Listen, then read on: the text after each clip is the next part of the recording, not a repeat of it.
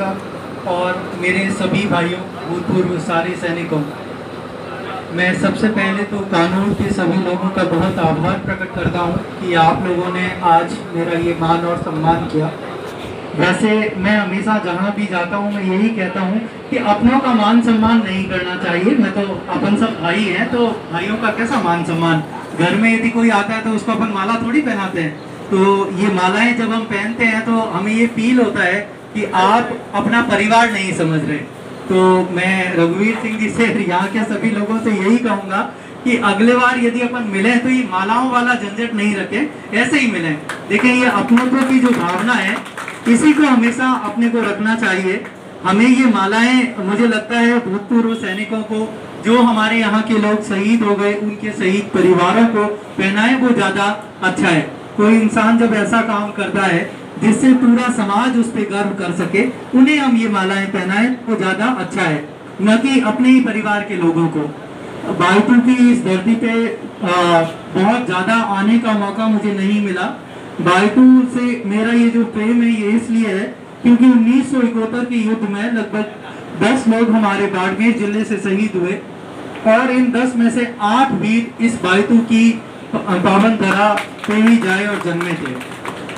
अभी जब मैं भूतपूर्व सैनिकों का सम्मान कर रहा था तब उन्होंने बताया कि मेरे साथ के बहुत सारे लोग एक युद्ध में शहीद हो गए। मैं ये बताना चाहूंगा कि बहुत सारे शहीद परिवारों से मैं मिला हूँ। समाज के रूप में यदि हम देखें तो हमारे देखने का एक अलग एंगल होता है। जब हमारे साथ का कोई साथी चला जाता है तो उसकी याद हमें जरूर सताती है। मैंने फौज के साथ कश्मीर में काम किया है। मैं फौज में तो नहीं था पर संयुक्त राष्ट्र संघ में मैं हूँ और फौज के साथ मैंने कश्मीर में काम किया है। आपने सुना होगा इन दिनों बहुत पत्थरबाज वहाँ एक्टिव हो रखे हैं। ऐसे कुछ पत्थर हमने वहाँ उनसे भी खाए हैं।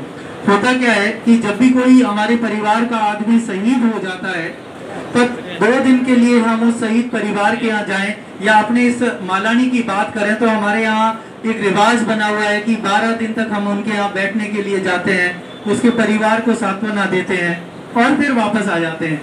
तो ये जितने भी शहीद परिवार हैं, ये मतलब 12 दिन वाला जो कॉन्सेप्ट है ये तो अपने परिवार में भी कोई भी आदमी देवलोक होता है तो अपन ऐसा करते ही है। पर ये जो शहीद परिवार है इसने अपनी जान किसके लिए दी? मैं तो ये कहता हूँ मेरे लिए दी। आपको ये सोचना चाहिए कि आपके लिए दी। ये जितने भी शहीद परिवारजन हैं इनका ध्यान रखना मुझे लगता है हमारी मौलिक जिम्मेवारी बन जाती है। ज्यादातर एक स्टडी के मुताबिक हिंदुस्तान में शहीद होने वाले ज्यादातर लोग 19 साल से 24 साल की उम्र में शहीद हुए हैं। आज मैं 30 वर्ष का हूँ। आप सोचिए कि मेरी से छोटी उम्र के ऐसे वीर शहीद हो गए। मात्र 24 साल की उम्र में उन्होंने, किसी परिवार ने अपने चिराग को खो दिया। उस परिवार की क्या हालत होती होगी। आज हम देखते हैं कि हमारे जैसे बाड़मेर में अच्छे रोड बन गए, लगभग हर दूसरे दिन एक एक्सीडेंट होता है और किसी न किसी परिवार का एक चिराग अपनी जान दे देता है। अपन जब उनके यहाँ बैठने जाते हैं तो बड़ा दानिश बांधते हैं, कहते हैं अरे देखो यहाँ रहता हाँ 20 साल री उम्र रो टाबर गियो प्रो। तो कितना दुख होता है। आप ये सोचिए कि ये तो एक अनइंटेंशनल मौत थी। जब वो घर से निकला था तो वो कोई बॉर्डर पे लड़ने के लिए थोड़ी गया था।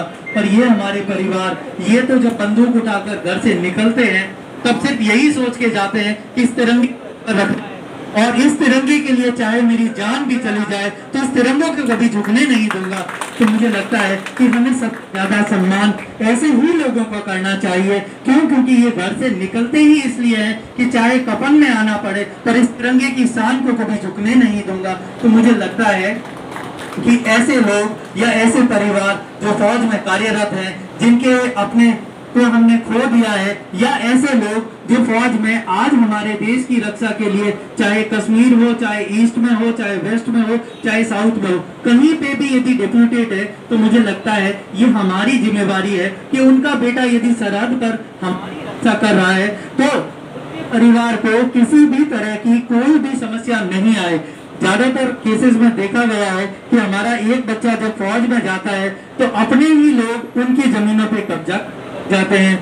उनके परिवार को बहुत सारी रेवेन्यू रिलेटेड प्रॉब्लम्स होती है। हम यदि सरकारी कार्यालय में जाते हैं तो ये देखते हैं कि उनके परिवार को एक ट्यूबवेल का कनेक्शन चाहिए, उसके लिए बच्चा साल में सिर्फ एक बार छुट्टी आता है, दो महीने की छुट्टी आया है, उसमें से 1 महीना तो सिर्फ उन सरकारी कार्यालयों में वेस्ट कर देता है। तो मुझे लगता है कि ये सामाजिक बदलाव की जरूरत है कि जब भी किसी फौजी को हम देखें, यदि वो वर्दी में है, हमें ये पता लगे कि वो फौजी है, तो उसके ये जो 2 महीने का या 60 दिन का टाइम जो उसे छुट्टी का मिल रहा है, हम कोशिश करें कि वो हर हालत में इन 60 दिन को सिर्फ अपने परिवार के साथ निकाले, और उसके परिवार के जो ये सरकारी या गैर सरकारी छोटे मोटे काम है वो हम यदि कर सकते हैं, तो मुझे लगता है कि ये उस परिवार की ज्यादा अच्छे तरीके से मदद होगी। देखिए, जब कोई शहीद हो जाएगा तब हम उसके यहाँ फूल मालाएं लेके जाएंगे, पर जब तक वो हमारे लिए कार्य कर रहा था तब तक हम उसके घर की तरफ देखते भी नहीं है। तो ये जो सामाजिक बदलाव है, ये हमें, मुझे लगता है, हमारे यहीं से शुरुआत करनी चाहिए। टीम थार के वीर का जब हमने गठन किया था, तब भी हमने यही कहा था कि इसके कोई एक आदमी या 2 आदमी नहीं है, बाड़मेर का जाया जन्मा हर आदमी इसका सदस्य है। तो ये हम इसके तहत यही मुहिम चलाना चाह रहे हैं कि इन सभी परिवारों को हम अपना परिवार समझें, इनको किसी तरह की कोई तकलीफ नहीं हो, इसके लिए हम बात करें। और इसी तरह हम इनको हमेशा ये विश्वास दिलाएं कि आपका एक बेटा तो खो गया, पर बाड़मेर की आबादी तो 19 लाख की है ना, तो आपके साथ ही 19 लाख लोग हर वक्त तैयार रहेंगे। यदि ये भावना हम सभी लोगों के अंदर डालने में सक्सेसफुल रहे, तो कल को, आज मैं देख पा रहा हूँ कानूर से बहुत सारे लोग फौज में गए हैं, शायद ये कल को नंबर सैकड़ों में या हजारों में तब्दील हो जाएगा, पर ये तभी होगा जब हम सबको ये विश्वास दिला पाएंगे कि आपके बेटे को जो मान और सम्मान फौज दे रही है, ईश्वर न करे, पर यदि कल को कोई ऐसी विपदा आ पड़ी तो हम आपके लिए खड़े रहेंगे। इसी के साथ मैं अपनी बात को खत्म करूंगा। आप लोगों ने मुझे यहाँ मान और सम्मान दिया, इसके लिए बहुत बहुत धन्यवाद। जय हिंद, जय भारत।